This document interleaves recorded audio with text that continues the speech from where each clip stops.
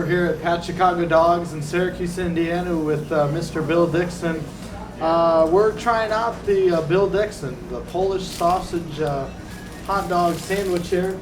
Talk a little bit about how this got started here. Well, years ago, this was a Tom's Donuts, this restaurant. And Tom's went elsewhere, and the place just sat vacant for a while. And the Leipziges bought it and built Pat's Chicago Dogs. And so I wanted them advertising on the radio. I owned the radio station in Syracuse. And so Pat wasn't fully invested in the idea right at first. So I followed the old adage, when in doubt, trade it out. And they paid for their ads in food. Oh, there you go. So I ate here a lot, like 3 times a week. And over that period of time, I developed a certain expertise with the Polish sausage. And hence we have the Bill Dixon. This is a Vienna beef Polish sausage.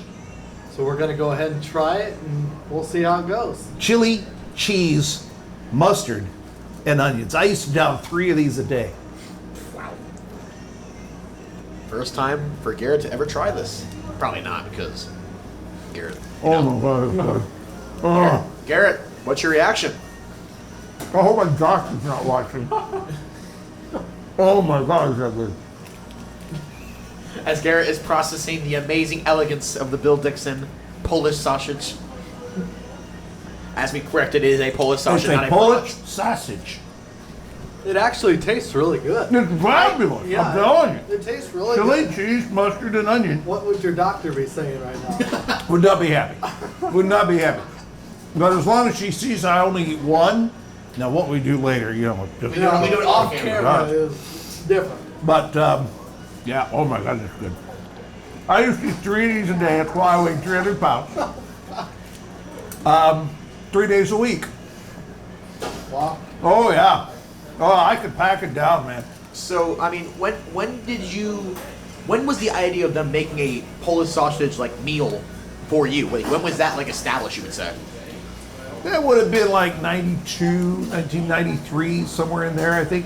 As I recall, was right when Pat came and built the place. We wanted him on the air right away. And we made some great ads for him, we really did.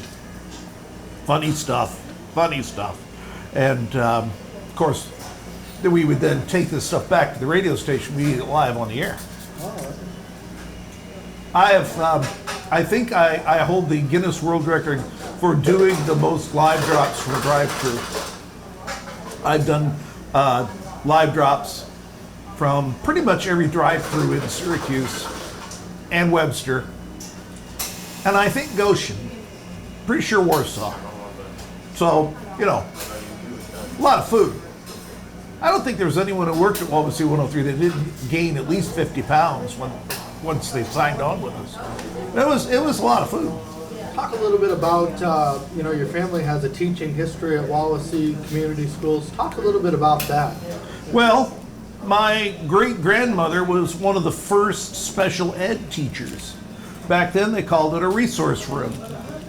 And she started that whole concept of finding employment for and helping students who weren't necessarily as successful academically to do those things. My great aunt taught South Bend schools for years. My mother taught at WAWC in West Noble and was on the school board for over 20 years here. And my wife's a school teacher, and she teaches in the WAWC Community Schools. And she's been there now 28 years. So you've had a lot of family throughout the generations. What's a fun memory from your radio station days? Oh, I don't know. There's so many. There's all the stuff we did at the county fairs, different sporting events. Met a lot of political people along the way because we did a lot of news. News is really what I enjoy doing on the radio. So met every gubernatorial candidate during that period of time. All of the state reps, state senators. That was all great. And of course, then there's always the funny stories like almost getting shot at the Farm Progress show, coming in at 3 o'clock in the morning with 103.5 quarts of blueberries. That was a good night. Good morning. It was almost good night.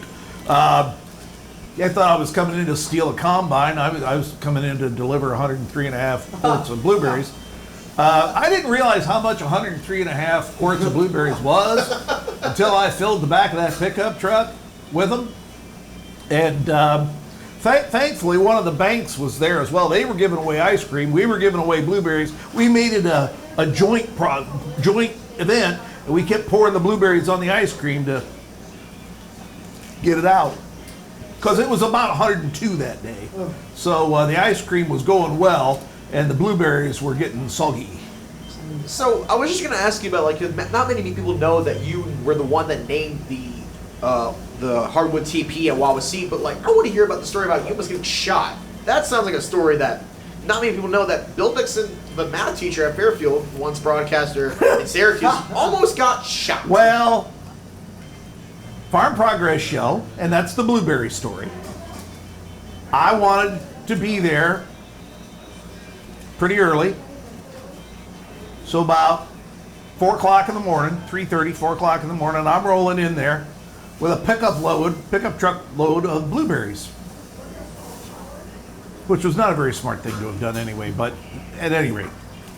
The folks that were running the Progress show were just convinced that all that brand new farm equipment out there, how much does a new combine cost? $500,000? Yeah, I'm not something sure. like that. Yeah. Right in that range, gotta believe. Back then it was probably $250,000. Yeah. So they were just convinced somebody was going to try and steal something. So they're all sitting in the tree line and everywhere else with those shotguns. And here I come, my little red pickup truck. It was like a golf cart on steroids. And here I come across the farm field with that little red pickup truck and all those blueberries. Boy, it's a good thing they recognized me before they unloaded those barrels. I'm telling you, that was a good day. That was a good day. We did a lot of fun things. I did a lot of 60s and 70s request shows on the weekend. Those were always fun. We hosted Indiana Network, Bob Lovell's basketball shows several times from our studios. We produced a ton of great talent. We really did. All the people that came through our radio station that really were special. Splash Lucas was unbelievable. Jason Samuel, you guys know him well. He's running the radio program at Goshen College now. Ben Wagner, Fairfield alum, working now for the Orioles in Baltimore. We took him when he was, I think, a junior at Fairfield, and immediately put him on the air 5 hours a day. He did tell us that today. He said that when you, he told us when we interviewed him that when he got a job working for you, he said that was one of the first things when he got the job. He was right on the air. That was his first experience, and to think that, to have that connection between him getting his first career to now where he's at after 14 years in the minors to now being the play-by-play for Orioles, and for you to still have that impact on many people helping the new generation, with Garrett and I both being seniors this year and working our butts off to be where Jason Samuel is, where Vince Turner once was, to where many big broadcasters from a little town in Goshen, New Paris, Middlesburg, all that combined to make it into a really big, impactful, just to make it into the world of broadcasting. Mm-hmm. Technologies will change. Bands will change. But connecting with an audience will always stay the same. We may not use the radio as much anymore as we use the phone in our pocket. I listened to the Cubs Brewers game the other day on the phone, not on the radio. That must be weird. It is for an old man like me. I was there when the radio was just ADO. R hadn't been invented yet. But as those technologies change, as long as you bring with you connections with the audience, connection with your community, connection with whomever you're trying to reach, you'll do just fine. And those are the things that you have to take with you as you go forward. Well, I am done with my Well, Polish. my good Lord, I'm telling you what, I'm falling behind It here. felt hard a little bit. The but bun. I will. But I'm gonna still talk to this okay? yeah, that's fine, and we'll send it to Josh here. Well, I mean, Dixon, one person that my stepdad brought him to, I'm not sure if you know him, he was a basketball player for Goshen by the name of Sean Kinsey. Okay. And he always joked about the fact that in his senior year, he played the freshman from Concord, Sean Kemp. Yeah. Did you ever get a chance to broadcast Sean Kemp? I don't think I broadcast Sean Kemp. Was there anyone like big, though, you would say you broadcast in your time? I was there I was there for the entire Zolman era. That was huge. That must have been crazy. That was about It 4 was. years. That was incredible. Did you play varsity outside of her 4 years of high school too? I mean, 7th, 8th grade, like was she? Oh, you can't do that. I mean, you only get 4 years. Yeah, you can't start till your freshman But she year. was playing basketball. Oh yeah, all she the way up. was playing the varsity Right. in practice against them when she was 7th and 8th grade. The kid from Plymouth, Scott Skiles. I Yeah. said kid. He's 50 now. Saw him at WAWC and at Plymouth 4 years. Called those games. The kid from that went to IU. From A lot of those. yeah, I wish I could remember the name of that school.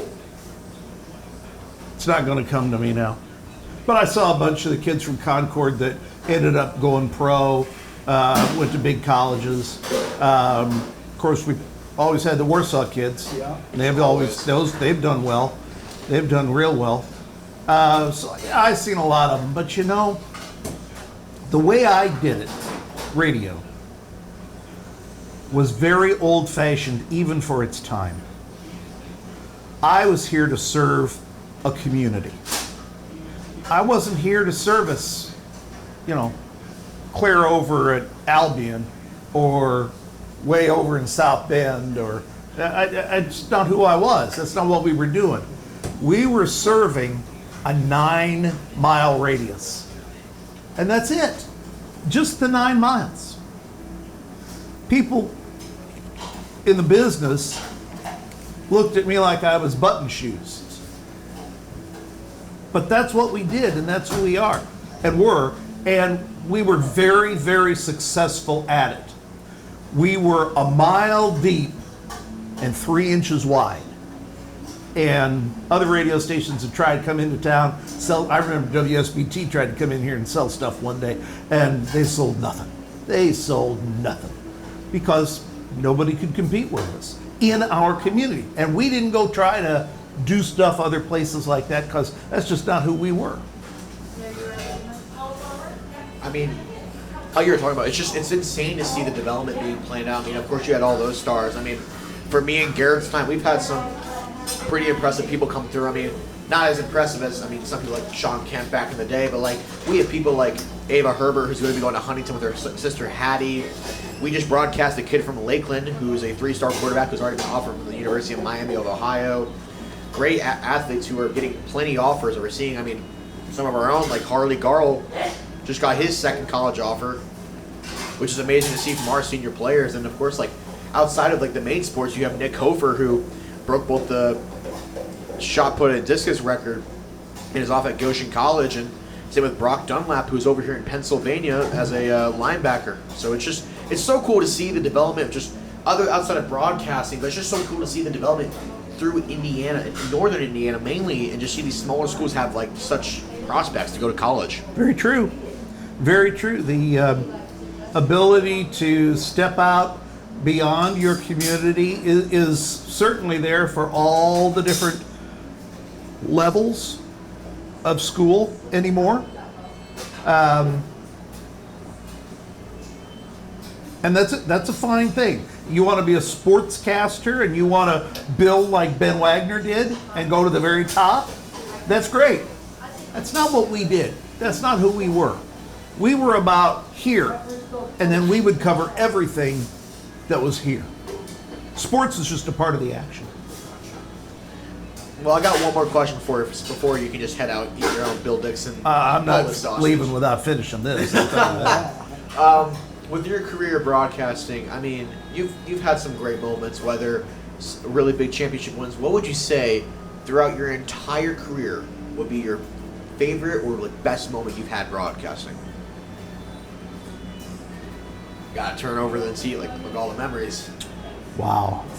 25, almost 26 years of WAWC. Now, if you want to get multiple, you can get like 2 or 3, but just your best moments, you would say, or favorite moments from broadcasting.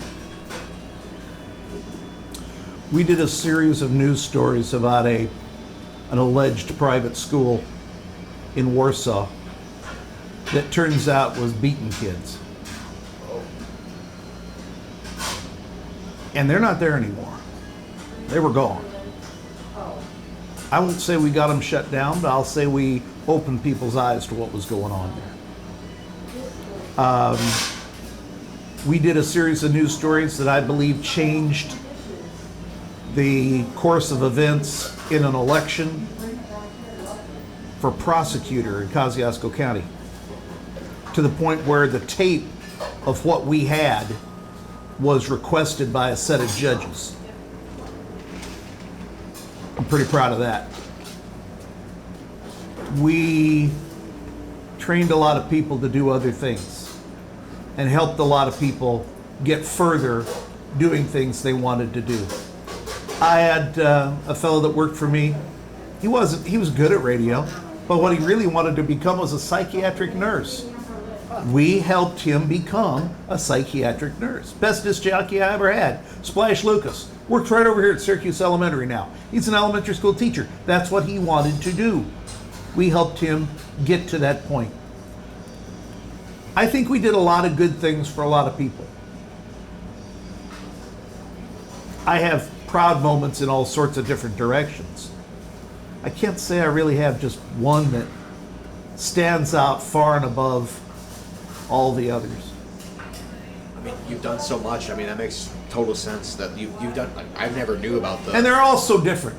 I broadcast live from a drug bust once.